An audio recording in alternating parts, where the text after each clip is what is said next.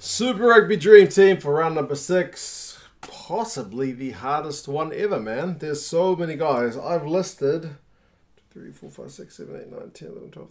Pretty much like 15 honorable mentions. And I could have kept going because this week was class. And that's not just because the Blues won.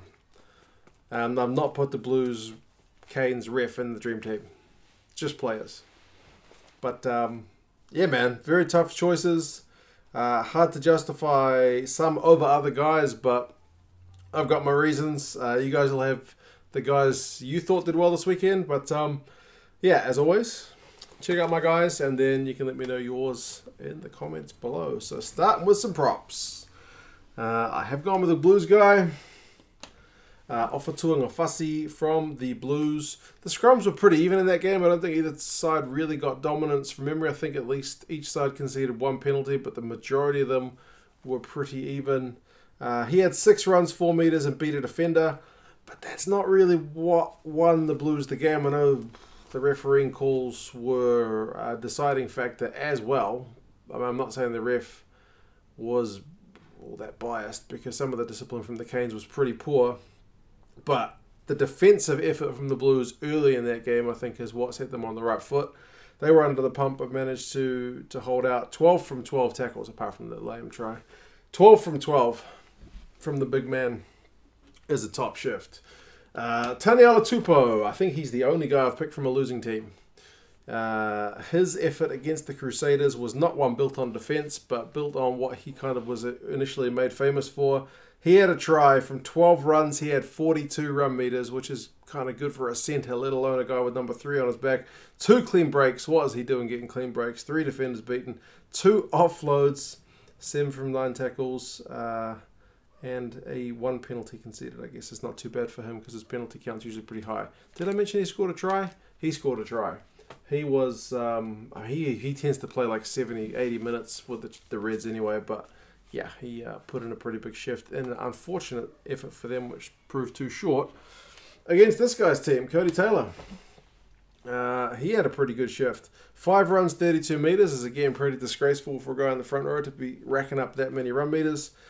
He had a clean break. Again, what's he doing getting clean breaks? But he is pretty nimble. 2 defenders beaten, 18 out of 21 tackles. I know that's 3 missed, but that's 18 made. The Reds were putting the Crusaders' defense under the pump. Half the Crusaders team have got double-figure tackle counts, so they're massive effort. 100% line-out for the Crusaders line-out as well. So that's one area they tend to often get a bit of dominance, and so it was. Another man who helps out with that Crusaders line-out is this man, Scott Barrett. Man, he's been on my board a lot. He is stepping up with no Retallick and no Sam Whitelock in New Zealand rugby this year. Scott Barrett is just stepping up to the plate. 10 runs, 42 meters, 7 passes, and 2 offloads. So he is a busy man with the ball. He also had a clean break. 25 out of 28 tackles. He's been watching videos of Johnny Gray apparently, because if he wants to be a lock who makes lots of tackles, that's the guy he's set an example by. But he's not that far away with 25 from 28. That's a Herculean shift. 4 line-out wins. Also managed 2 line-out steals and 2 turnovers. That's 4 times he nicked the ball from the other team. Absolutely key, influential player for the Crusaders. This man from the Sharks, Hyron Andrews, I've been kind of talking him up a little bit this year because he has been quietly stepping up in the Sharks team, which looks good. When you lose Etzebeth and, Diaka and Snyman all overseas, you want some local talent who are still playing in South Africa to really be putting their case forward for Springbok selection. Andrews is doing really well, man. He scored a try, which was a glorious thing. If you haven't seen the highlights of that game, you should go back and watch it. He had 2 runs, or is it 7? I can't read my handwriting, but either way, he got 29 meters.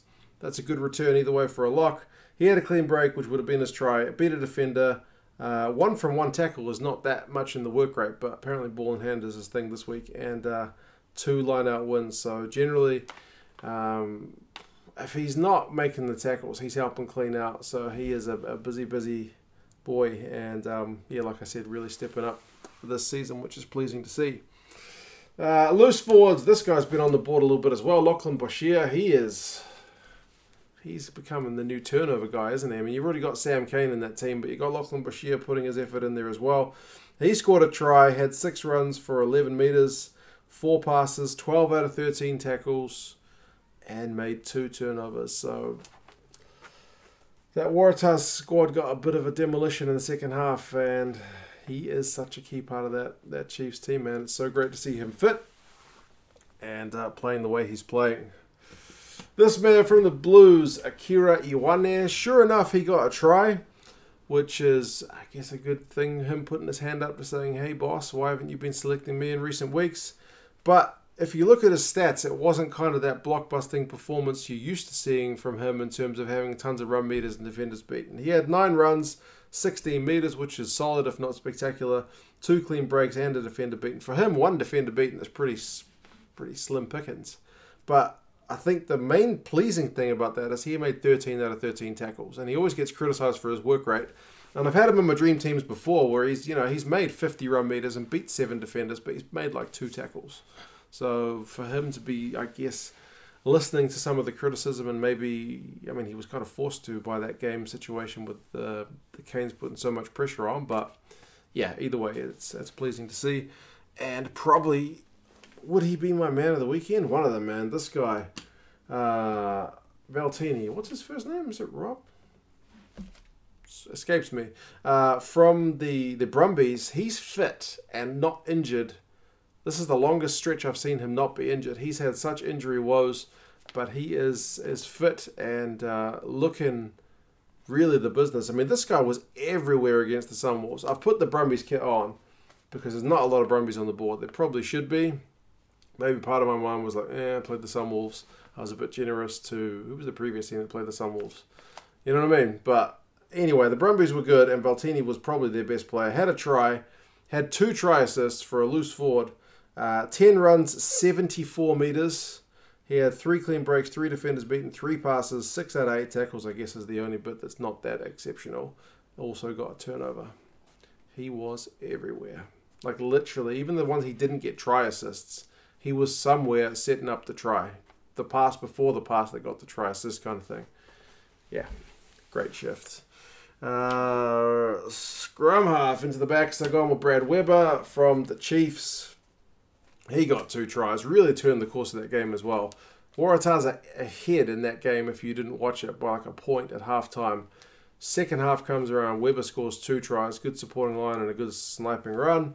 7 runs, 74 metres, 3 clean breaks, 4 defenders beaten, 3 out of 3 tackles. He did have 4 turnovers conceded, which I guess is a slightly higher number than he would have liked. But other than that, man, the guy was putting in a good effort.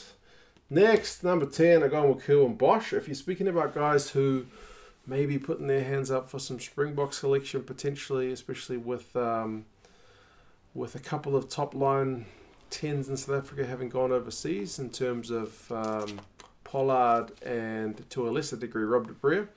But yeah, Bosch, he's running the show at the Sharks. His defensive stats are still not that flash. Like, he's got 2 conversions and 3 penalty goals, so he's kicked you 13 points. And some of those penalties he kicks are long-range, proper tricky kicks. 4 runs, 21 metres, beat a defender, just runs the show generally. 3 from 5 tackles. It's like, okay, it's kind of standard fare from a number 10. But, again, it's still an element of his game to work on. There are 10s who make more tackles than that and miss fewer, so yep, it's the only one work on I would give him. Midfield, I've gone with another Sharks man, and Andre Esterhuizen. He's having a season. If he'd had it last year, you think he would have gone to the World Cup, because he had a try and a try assist. And there's an interesting stat here. So he makes 9 runs, in which he makes 7 metres, and yet he has 6 defenders beaten. How do you make 6 defenders beaten, only going 7 metres? He's just knocking guys off for fun.